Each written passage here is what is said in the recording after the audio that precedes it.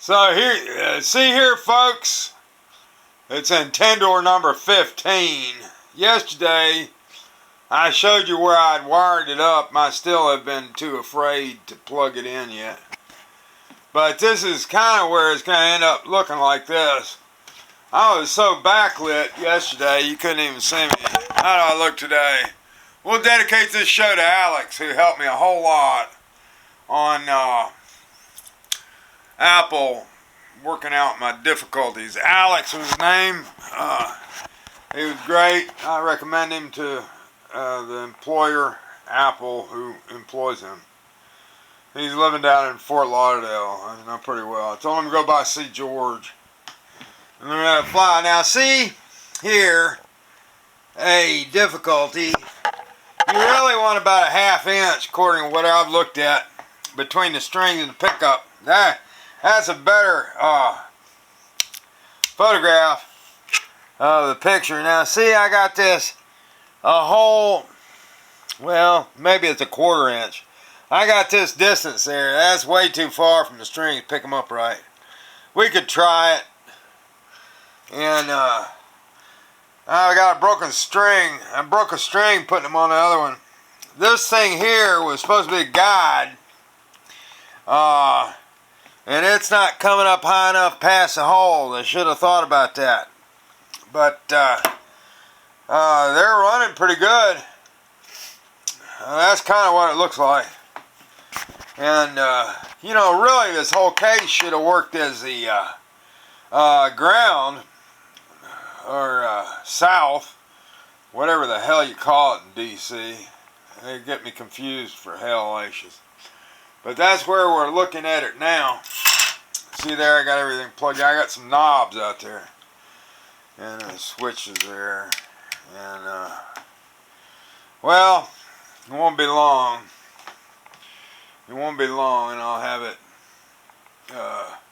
it good to go. Or try. It'll try anyway. That's a big deal. Now, you have to recognize, in this time of stupidity, that I need to sing something. Like, Phil Berger is really dumb. He's not the kind of person you want to know. Phil Berger said no. We're not gonna fix the law that we made that is cause for people saying that they're gonna boycott the state, and it's especially touching to me as far as I'm caused to think of my old friends. I got a lot of respect when I was working for the union, and they treated me nicely. Yeah, I had a 491 card finally as a key grip and a gaffer. And they'd always bring these people from LA out here. Like I had some guy walk around with a book, a couple of guys walking around with books, asking me if I knew how to use the knot system. And I said no. And they said, well, why not? I said, nobody uses the knot system. We all use tape, and especially with inexperienced people, you tape red, green, blue, and white. And why don't we do that? Because otherwise, nobody's going to be able to figure out what the hell's going on. And this lightning machine, by the way, the batteries are dead. Piedmont sent us a bunch of crap. And Paramount, second-rate stuff. They sent it to North Carolina, considering us to all be second-rate, you know. Of course, I did all my work and got my training down in New York, up in New York. If I hadn't gone to New York, I wouldn't get any money from my Social Security, hardly at all, but I was worth more money up there. You never make any money down south, so they never have to pay your Social Security much, so they're pretty happy about Confederate States of America, where they say, you know, we freed the slaves. So now we just rent them. That's what wage slavery is about, you know. William Petty is their favorite economist. He's the one that said that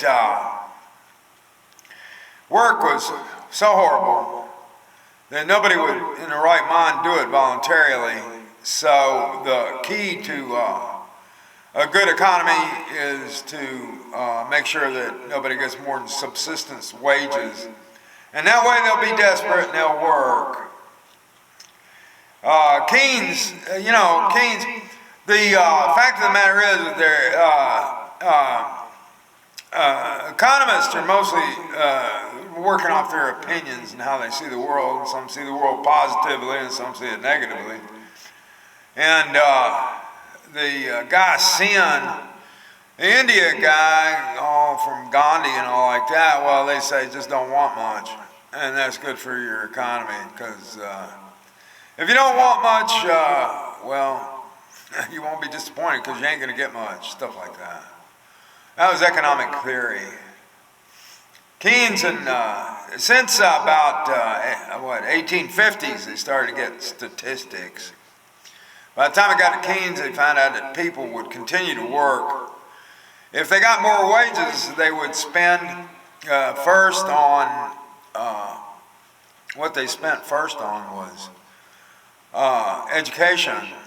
And second were basically standard of living advances, like home improvements, appliances and stuff like that. So that was good for the economy from the way his point of view was. Now, nothing works if you don't believe in it. If you don't believe in it, it ain't gonna work. How about that? And Piketty is right to say that to fix the economic inequality that we have in this government, and most of the Western governments really, but at this point, because of the collapse of communism, which meant competition was done, and workers' paradise was, it was looted. And then once they got done looting that, got kicked out of Russia. What happened was they came back to Wall Street, and this is all going on concurrently at the same time, really, a lot of it. And so Bill Clinton started to wipe out most of what the New Deal was, with the elimination of Glass-Steagall and looting, what I call, institutionalized, we live in, I've said this before, we live in J. Edgar Hoover and Meyer Lansky's world. That's what we live in. That's the world we live in. It's Meyer Lansky's financial engineering, mobster financial engineering, looting of the strongest, best companies and breaking them up and getting all out of them. And now in Russia, the people were betrayed, and all the shared stuff became all the friends of the guys at top stuff. And then London people tried to get a whole lot of it, but then finally they murdered one of the guys, a lawyer who had some integrity and believed in all these theories that are ethical and go according to the law. But so they murdered him finally, and it was a blow to the London bankers, and they had to withdraw. And in the meantime, Wall Street had really gotten everything to work so that they were able to loot and pillage, and are really set up to do it all again. I guess it's going to revolve around the defaults on the educational system that the government guarantees, which anytime the government guarantees something to do with money, everybody just jumps right on that. And so that's why somebody like Hillary Clinton doesn't want to rock the boat. Some bankers might lose some money somehow. I don't know exactly how. Oh, yeah, they're going to be taxed a little bit on transactions like sales tax. Well, to pay for education, higher education, schools like that, well, they've ended any kind of pretense of any sort of American on your own, work your way up the ladder meritocracy. no person without a printed piece of paper. And then you can't even get a 95 course kind of done like this, where they have some tests for like English literature or something like that. Even they got A&P power plant tests you can pass, get your certifications as a airplane mechanic. Some of those things still work. Aviation is the pinnacle usually of any kind of system.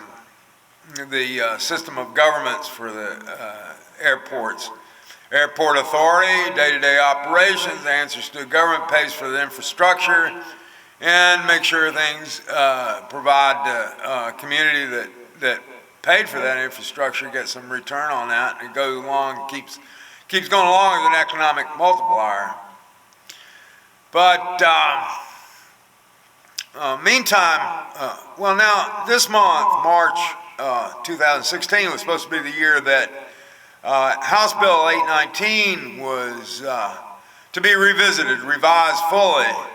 That's the one that first made North Carolina the laughing stock of the world. It's a climate denial bill, but it was really engineered so that the brokers,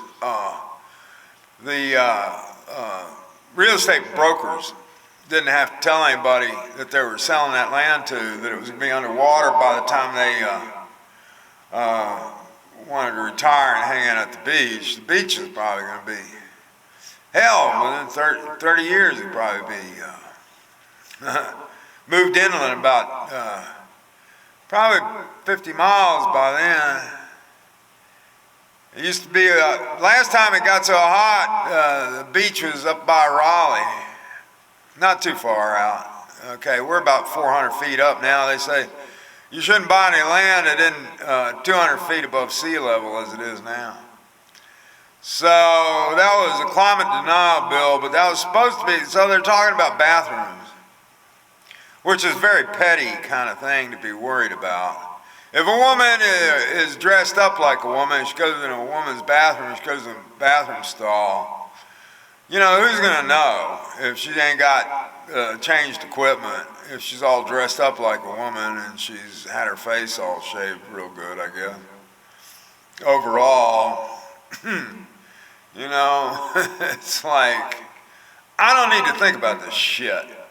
And to run business out, my friends lose money over something like this, and this guy Phil Berger being all inflexible about it. Now, House Bill 819 was supposed to have been revisited this month, and why it didn't, I don't know. I was going to play my guitar, and do this, and play the guitar, and I was all set up, but I got started with the other guitar showing you that, and I didn't set the tripod up. So I just talked about it now. And maybe I'll get something going later, but I have to show every day, you know. And like I said, this one here is for the guy down in Florida, sort of. And we need to get House Bill 819 revised. And we need to get GE to put dynamos in the Gulf Stream and supply the legacy grid. And we need to have freedom individually as far as the solar power industry is concerned, for our home power and apartment building power and landlord power to come from the sun. Sun shines everywhere. Big power needs to come from hydro to one place. That makes it simple. See, get your big dynamos to feed the legacy grid off that Gulf Stream. And I did this. I was advised these things when I was. You'd be surprised how good my time. I am the founder of the Transcendian International Party. That ain't good enough. They want to hear a Democrat now. Let's stop talking to me or writing me. And I found out that it seems like the engineers at North Carolina State University were afraid, really, to speak up before they were asked. And it's time for the engineers. I mean, I say that Transcendian is for poets, pilots, and engineers. And it really is time for these engineers to come on and step up and start talking loud before they're asked. Because our leadership, great leaders ask for their engineers to give them the solutions to the problems they have. And I don't think we got any great leaders, certainly in North Carolina, at the top with the power they got right now. We don't have good enough leaders, okay? And so you engineers that know what has to be done need to start making some noise about it. Okay? Thank you.